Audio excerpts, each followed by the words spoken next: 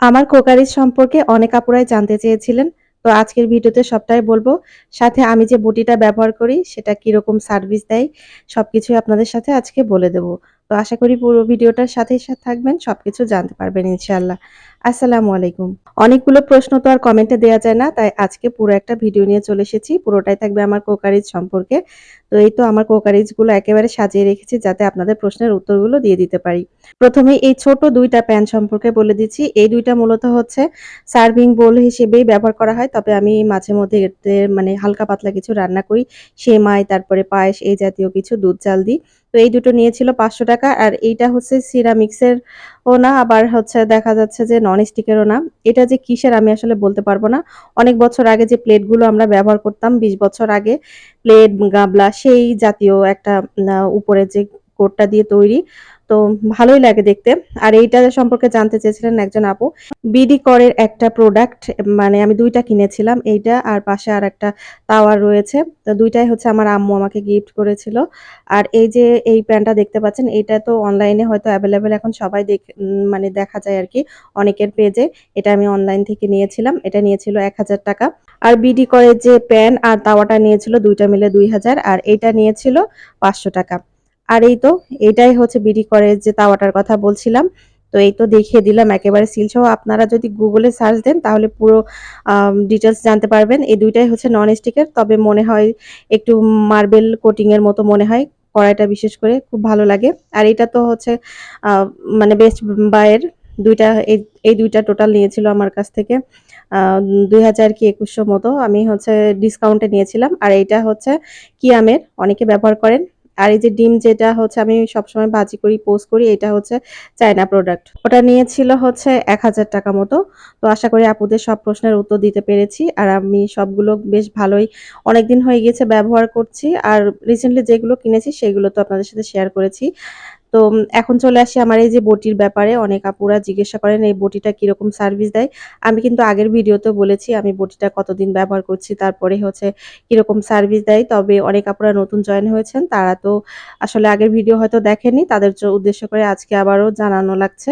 তো এই বটিটা আমি হচ্ছে ব্যবহার করছি ২ বছর পার হয়ে গিয়েছে।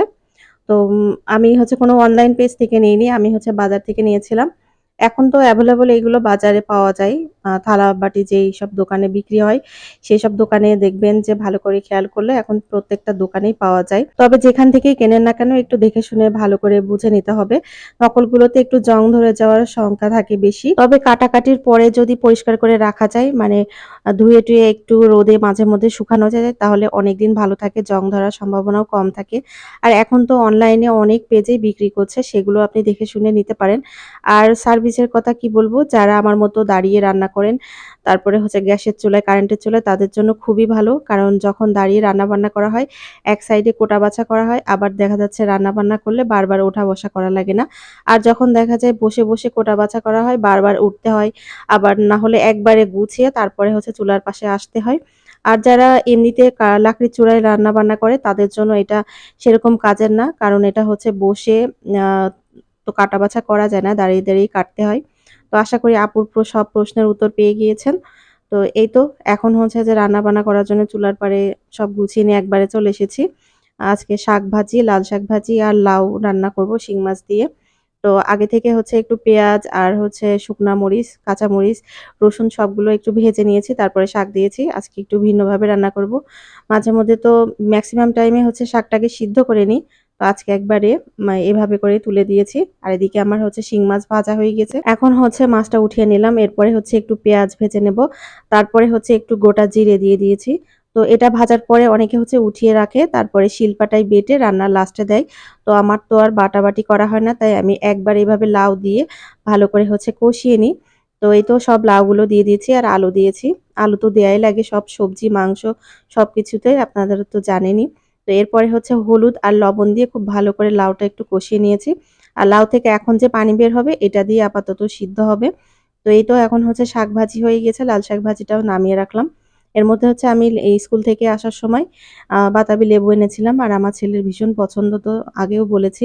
তো একটু হচ্ছে কাসুন্দি দিয়ে মাখিয়ে দেব, তখন দেখছি কাসুন্দি ফুরিয়ে গিয়েছে। আঙ্গুল দিয়ে যতটুকু বের করা যায় আসলেই অল্প, অল্প করে বের করে নিয়ে তারপরে হচ্ছে মাখিয়ে নিয়েছি। বিট লবণ দিয়েছি, একটু লবণ দিয়েছি আর হচ্ছে চিনিও দিয়ে দিয়েছি।